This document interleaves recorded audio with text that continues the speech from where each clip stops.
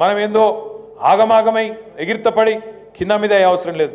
మా తమ్ముడు అన్నాడు కొత్త పైసలు ఇస్తలేడు, 15,000 20,000 25,000 30,000 లక్ష 5 లక్షలు ఇస్తా అన్నాడు దళిత పిల్లలకు, ఇస్తలేడు. రిజర్వేషన్లు పెంచుతాడు. అట్లా ఒక్కటి కాదు, అంబేద్కర్ అభయ హస్తం అన్నాడు. కేసీఆర్ ఏందా ఇచ్చేది 10 లక్షలు, నేను 12 లక్షలు ఇస్తా అన్నాడు. 12 లక్షలు కాదు తమ్మి, ఇది వరకు మనం మొదటి విడత ఇచ్చిన వాళ్ళకు రెండో విడత చెక్కులు కూడా క్లియర్ చేస్తలేడు.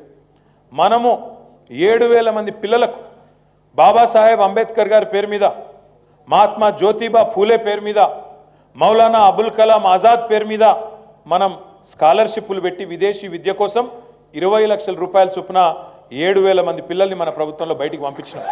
వాళ్ళకు కొంతమందికి మొదటి కిస్తీ మనం ఇచ్చినాం, మొదటి ఇన్స్టాల్మెంట్ 10 లక్షలు ఇచ్చినాం, రెండో ఇన్స్టాల్మెంట్ కూడా ఈయన ఇస్తలేడు. నాకు మెసేజ్లు వస్తున్నాయి, జర్మనీకి వెళ్ళి ఇంగ్లాండ్కి వెళ్ళి అన్నా జర మా గురించి మాట్లాడు, అన్నా మాకు ఈ 10 లక్షలు కూడా ఇస్తలేడు, మీరు మీ ప్రభుత్వం ఉన్నప్పుడు మొదటిసారి పడ్డది ఇప్పుడు పడతలేవు, జర మమ్మల్ని మా గురించి మాట్లాడుండ్రి, మా గురించి లొల్లు పెట్టుండ్రి అని చెప్పి ఆ పిల్లలు కూడా మొత్తుకుంటా ఉన్నారు. కొత్త ఇచ్చుడు కాదు తమ్మి, ఉన్నవాటికి ఇస్తేనే వీడు గొప్పోడు, అవి కూడా ఇస్తలేడు. గసంటి ప్రభుత్వం గసంటి ముఖ్యమంత్రి ఇలా మనకు ఉండడం అనేది నిజంగా మన దౌర్భాగ్యం, మనం చేసుకున్న దురదృష్టం. ఇదే ముఖ్యమంత్రి ఇదే పార్టీ కదా ఆనాడు చెప్పిర్రు ఎల్ఆర్ఎస్ అనే స్కీమ్ మనం తెస్తే ఆ రోజు వీళ్ళే డైలాగులు కొట్టిర్రు, నో ఎల్ఆర్ఎస్ నో టీఆర్ఎస్, ఇది ఆ రోజు వీళ్ళు కొట్టిన డైలాగ్. మేము వస్తున్నాం కాంగ్రెస్ రాగానే ఫ్రీగా చేస్తాం మొత్తం అన్నారు.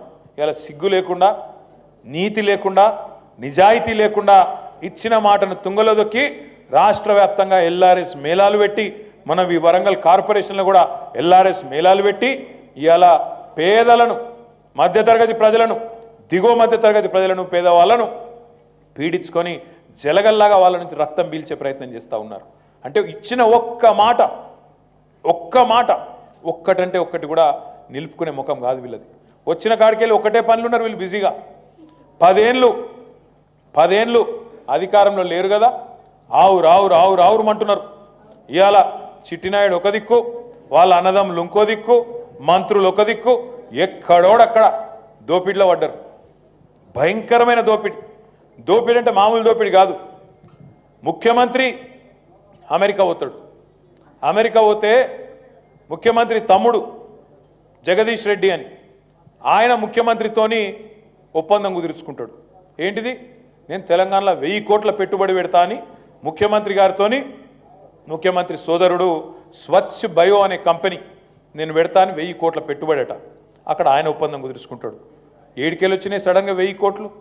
ఇదివరకు నేను ఎప్పుడన్నా విదేశానికి పెట్టుబడుల కోసం పోతే ఇదే రేవంత్ రెడ్డి, ఇదే ఉత్తమ్ కుమార్ రెడ్డి మాట్లాడేది అన్నాడు, వీళ్ళు ఇక్కడ సంపాదించిన దొంగ పైసలు ఆడికెళ్ళి మళ్ళీ పెట్టుబడుల రూపంలో తీసుకొస్తున్నారు, వీళ్ళ అక్రమ సంపాదనను వీడికి మలుపుకుంటున్నారు అని చెప్పి అడ్డగోలుగా మాట్లాడేది.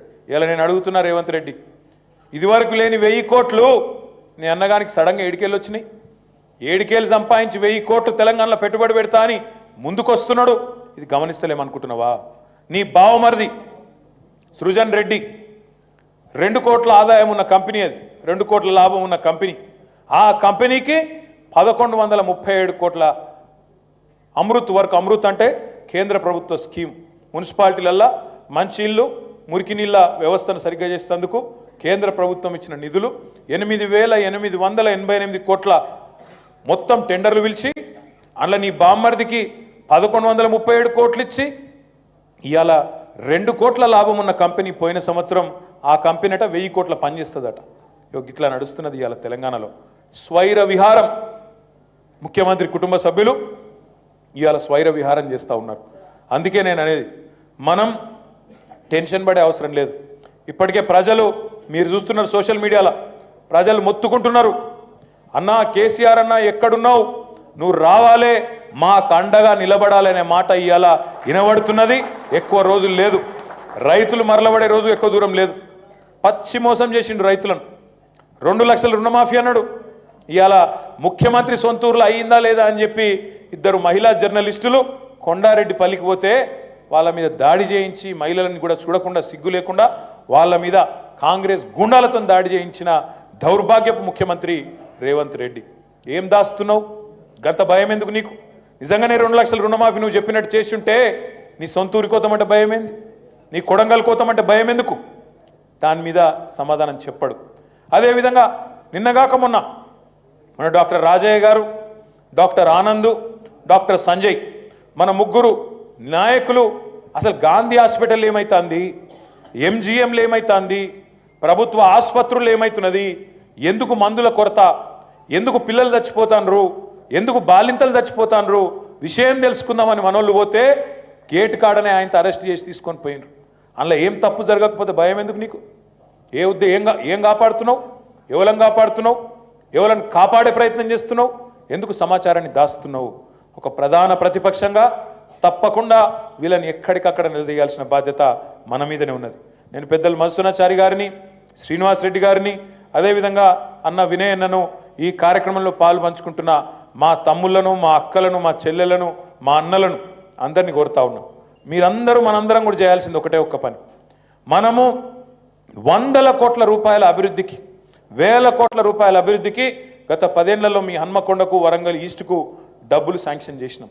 ఇలా వీళ్ళు వచ్చినాక ఒక్కొక్కటి రద్దు చేసుకుంటూ పోతా ఉన్నారు.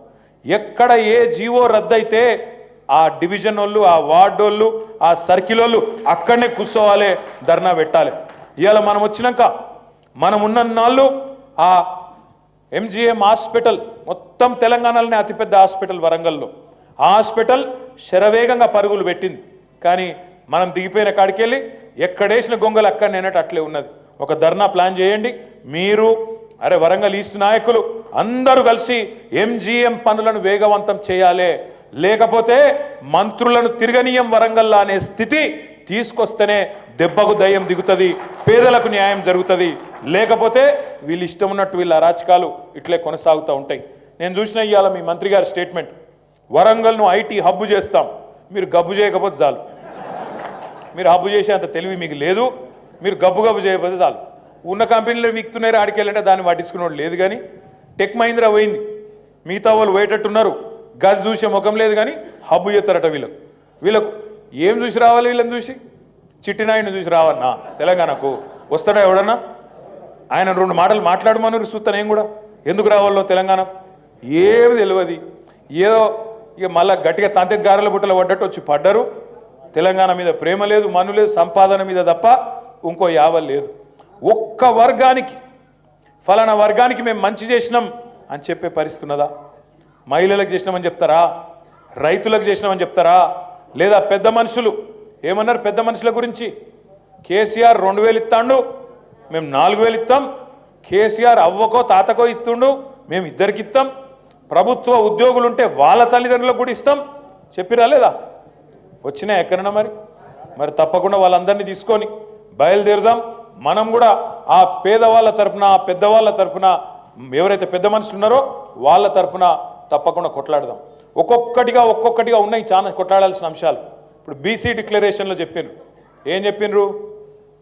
6 నెలల్లో సమగ్ర కులగణన చేస్తాం, 42% రిజర్వేషన్ అమలు చేస్తాం, బీసీ సబ్ ప్లాన్ తీసుకొస్తాం, బీసీలకు సంవత్సరానికి 20,000 కోట్ల చొప్పున 1,00,000 కోట్లు ఖర్చు పెడతామన్నారు.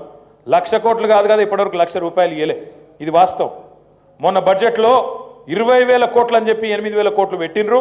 అది కూడా ఎన్ని పైసలు ఖర్చు పెడతారో, ఎన్ని ఎత్తగొడతారో తెలియదు. అందుకే మనం ఎక్కడికక్కడ ఒక షాడో గవర్నమెంట్ మాదిరిగా, ఎట్లయితే మొన్న బీసీలకు సంబంధించి మధుసూనాచారి గారి నేతృత్వంలో ఒక బృందం తమిళనాడు బయలుదేరి అక్కడ రిజర్వేషన్లు ఎట్లా అమలవుతున్నాయి, అక్కడ ఎట్లా చేస్తున్నారు, ఇక్కడ ఎందుకు చేయవు అని నిలదీయడానికి, 6 నెలలు అన్నావు మరి సంవత్సరం అవుతుంది ఎందుకు చేస్తలేవు అని అడగడానికి ఒక బృందం.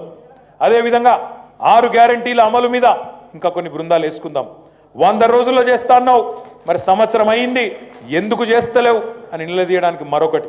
అదేవిధంగా తమ్ముడు చెప్పినట్టు చేవెళ్లలో ఎస్సీ ఎస్టీ డిక్లరేషన్ చేసిండ్రు, హైదరాబాద్లో మైనారిటీ డిక్లరేషన్ చేసిండ్రు, వరంగల్లో రైతు డిక్లరేషన్ అన్నారు, ఇంకొకడ యువత డిక్లరేషన్ అన్నారు, ఇంకొకడ విద్యార్థి డిక్లరేషన్ అన్నారు. ప్రతి దాని మీద ఒక బృందాన్ని నియమిస్తాం. తప్పకుండా ఆ బృందం ఒక షాడో గవర్నమెంట్ మాదిరిగా ఈ ప్రభుత్వంలో జరుగుతున్న అరాచకాలని, వాళ్ళు మాట తప్పుతున్న వైనాన్ని ఎప్పటికప్పుడు ప్రజల దృష్టికి తీసుకురావడానికి, వాళ్ళని ఎండగట్టడానికి, వాళ్ళ మీద ఒత్తిడి పెంచడానికి ఒక ప్రెషర్ గ్రూప్ మాదిరిగా తప్పకుండా వ్యవహారం చేస్తుంది. మైనారిటీ సోదరులకు కూడా చాలా మాటలు ఇచ్చిండ్రు. చాలా చాలా పెద్ద పెద్ద మాటలు చెప్పిండ్రు, ఒక్కటంటే ఒక్కటి కూడా ఇప్పటివరకు అమలు చేయలేదు. కనీసం ఒక మైనారిటీ మంత్రి కూడా లేడు ఇలా క్యాబినెట్లో. కాబట్టి తప్పకుండా వాళ్ళ తరపున కూడా మనమే గొంతు విప్పాలే, పార్టీగానే ప్రధాన ప్రతిపక్షంగా కొట్లాడాలి.